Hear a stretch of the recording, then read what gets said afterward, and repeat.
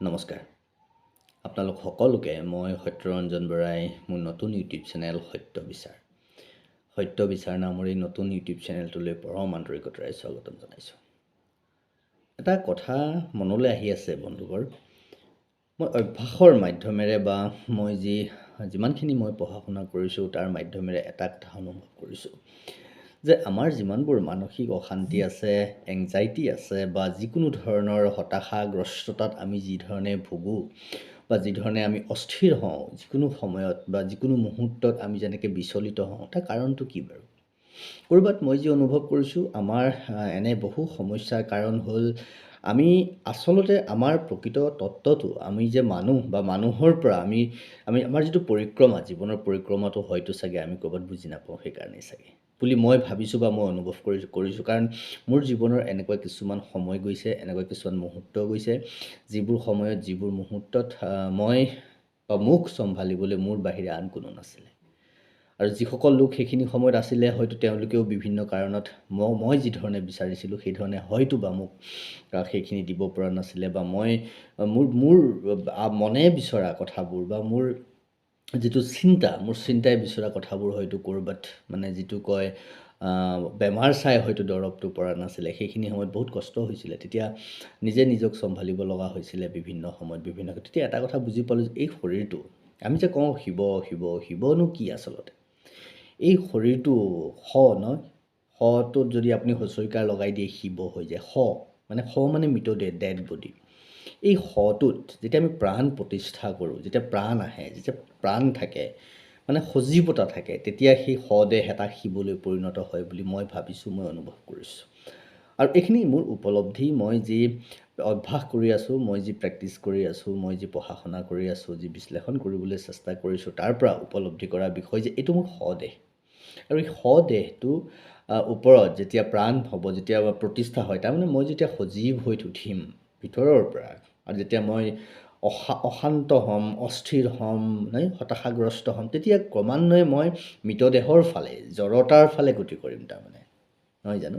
শদেহটো জড় অৱস্থা। মোৰ মানুহৰ মই মৃত্যুৰ সময়ৰ লগে লগে যিটো হ'ব এইটো জড় অৱস্থা।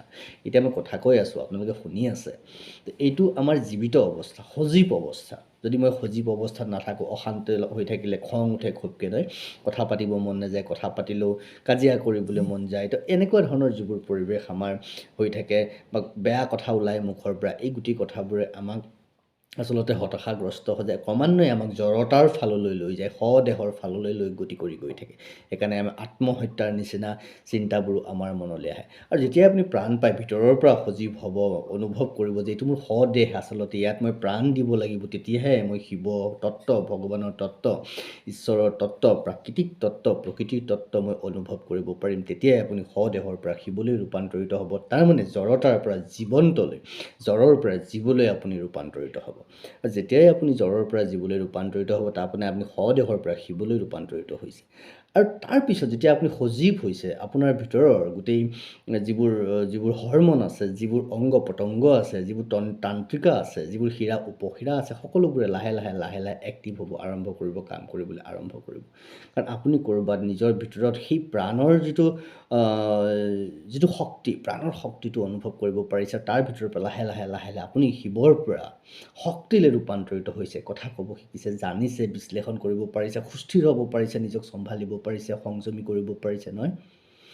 কি হৈছে, জ্ঞানৰ যিটো আপোনাৰ ক্ৰমান্বয়ে জ্ঞানৰ পৰিসৰ আপোনাৰ বৃদ্ধি পাইছে। যে জড়তাৰ পৰা জীৱ হৈছে, জীৱৰ পিছত আপুনি জ্ঞানলৈ গতি কৰিছে।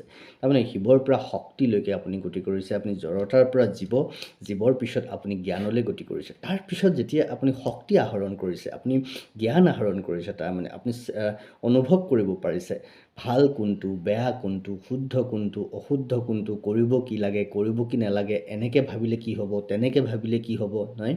প্ৰতিটো কথাতে যদি মই নোৱাৰোঁ, নকৰোঁ, নাজানো, নকওঁ, নাখাওঁ জাতীয় যিবোৰ কথা আছে, নতে ৰ লাগি থকা বুলি যিটো কয়, সেইটো কৰিম নে অন্য ধৰণে চিন্তা কৰিম? এই চিন্তাবোৰ যেতিয়া আপোনাৰ ভিতৰলৈ স্বতঃস্ফূৰ্তভাৱে আহিব, তেতিয়া আপুনি তাৰ পৰা কি হ'ব, আপুনি লাহে লাহে লাহে লাহে সাধনাৰ ভিতৰলৈ সোমাই পৰিব, নিজৰ ভিতৰত থকা নিজৰ চিন্তাত থকা সেই সত্তাটোৰ ভিতৰলৈ সোমাবলৈ চেষ্টা কৰিব যে মই ক'ত শান্তি পাইছোঁ, মই ক'ত অশান্তি পাইছোঁ, মই ক'ত সন্তুষ্ট হৈছোঁ, মই ক'ত অসন্তুষ্ট হৈছোঁ। এই সন্তুষ্ট অসন্তুষ্টটো বস্তুত নহয়, ভিতৰৰ পৰা। কাৰণ কোনো বস্তুৱে, সেইটো আপুনিও জানে ময়ো জানো, কোনো বস্তুৱে আপোনাক সন্তুষ্ট কৰিব নোৱাৰে, শান্ত কৰিব নোৱাৰে। কিয়নো আপুনি যদি মাংস খাবলৈ মন গ'ল, মাংস খাই দিলে, তাৰপিছত যদি আপুনি মিঠাই এটা খাই দিয়ে, মাংসৰ সোৱাদটো গুচি যাব, মিঠাইৰ সোৱাদটো মুখত লাগিব। তাৰপিছত যদি আপুনি তামোল এখন খাই দিয়ে, তেতিয়া আপোনাৰ মিঠাইৰ সোৱাদটো গুচি যাব, তামোলৰ সোৱাদটো থাকিব। তাৰপৰা যদি আপুনি মুখখন কুলি কুলি পেলাই দিয়ে, তেতিয়া আপোনাৰ কোনো সোৱাদেই নাথাকিব মুখত। গতিকে সোৱাদটো, বস্তুৰ সোৱাদটো বা বস্তুৱে আমাক সন্তুষ্ট কৰিব পৰাটো খুব তাৎক্ষণিক কথা, একদম তাৎক্ষণিক কথা। গতিকে সি কেতিয়াও সন্তুষ্ট কৰিব নোৱাৰে। সন্তুষ্ট আপুনি কেতিয়াবা হ'ব, যেতিয়া ভিতৰৰ মন আৰু আত্মাই সেই খাদ্য বস্তুটো পাব, যিটো আচলতেই বিচাৰে মানুহ হিচাপে আমি যিটো বিচাৰোঁ। কাৰণ মানুহ নৰনাৰায়ণ কৈছোঁ, আমি ভগৱান, আমি শিৱ নহয়, শিৱৰ পৰা শক্তি লৈ ইতিমধ্যে আহিছোঁ, জ্ঞানৰ দ্বাৰা পৰিচালিত হয়। তাৰপৰা আমি সেই সাধনা আৰু সমাধি, মানে পৰমাত্মা যিটো কৈছোঁ, চেতনা জাগ্ৰত হ'ব। যেতিয়া আপোনাৰ জ্ঞানৰ অন্বেষণ হ'ব, তেতিয়াই আমাৰ ভিতৰত চেতনা জাগৃত হ'ব। সি আমাক সুস্থ সবল কৰি পেলাই প্ৰতিটো মুহূৰ্তত, যিকোনো পৰিস্থিতিত, যিকোনো পৰিৱেশত নিজকে চম্ভালি ৰাখি, বাহিৰৰ বাহ্যিকতাবোৰৰ পৰা আঁতৰাই ৰাখি পেলাই নিজৰ ভিতৰত কেন্দ্ৰীভূত কৰি, নিজৰ ভিতৰত মানে আত্মকেন্দ্ৰিক নহয়, নিজৰ মানে মই বৰ নহয়, নিজৰ ভিতৰত মানে নিজৰ চিন্তাৰ ভিতৰত, আমি কেতিয়াও নিজৰ, আপুনি চাবচোন, আমাৰ ভিতৰত অংগ পতংগ বিভিন্ন আছে, হাওঁফাওঁ আছে, যকৃত আছে, কিডনী আছে, লিভাৰ, বিভিন্ন ধৰণৰ অংগ পতংগ আছে। কেতিয়াও আমি কিন্তু ভবা নাই, আমাৰ ভিতৰত থকা অংগবোৰক আমি চাবলৈ চেষ্টা কৰা নাই। অৱশ্যে নিশ্চিত আপুনিনো কেনেকৈ চাব পাৰিব, কিন্তু আপুনি চকুহাল বন্ধ কৰি, ৰাজহাড় চিধা কৰি, একান্তভাৱে যেতিয়া আপুনি নিজৰ ভিতৰখন চাবলৈ চেষ্টা কৰিব, কিমান ডাঙৰ মেচিন আছে নহয় জানো। আৰু এই মেচিনবোৰ, মই এনেকৈ ভাবোঁ যে আমি জানো পানী 100 ডিগ্ৰীত উতলে, পানী 100 ডিগ্ৰী উতলে। আৰু তেতিয়াহ'লে প্ৰেছাৰ কুকাৰ এটাত যেতিয়া আপুনি মাংস দিয়ে, কিবা খাদ্যবস্তু প্ৰস্তুত কৰে, তেতিয়াহ'লে সেই মাংসখিনি কিমান প্ৰেছাৰত সিজিব লাগিব ভাবক, প্ৰেছাৰ কুকাৰ এটাৰ ভিতৰত। কাৰণ 100 ডিগ্ৰীত পানী উতলিব, তাৰপিছত সেই উতলা পানীখিনিয়ে মাংস সিজাব, বা যি বস্তুৱে দিয়ে আপুনি সেইখিনি সিজাব, হয়নে? কিন্তু তাৰপিছতো মাংসখিনি নোহোৱা হৈ নাযায়। কিন্তু কুকাৰত দিয়া মাংসখিনি নোহোৱা হৈ যায় নেকি? নোহোৱা হয়তো নাযায় নহয়, 2-3টা হুইচেল মৰাৰ পিছতো। মানে 100 ডিগ্ৰী টেম্পাৰেচাৰত পানী উতলে, তাৰপৰা মাংসখিনিৰ লগত পানীখিনি খেলিব বা কুক হ'ব, নহয়, ৰন্ধা হ'ব, তাৰপিছত গৈ পেলাই আপোনাৰ মাংসখিনি সুস্বাদু হ'ব। কিন্তু মাংসখিনি নোহোৱা হৈ নাযায়, গলি নাযায়, শেষ হৈ নাযায়, ৰাইট? কিন্তু আপুনি যেতিয়া খাব, পেটৰ ভিতৰত মাংস হৈ নাথাকে, কিন্তু সি শেষ হৈ যায়, গলি যায়, মিলি যায়, তেজৰ লগত, মাংসৰ লগত আপোনাৰ মিলি যায়, হয়নে?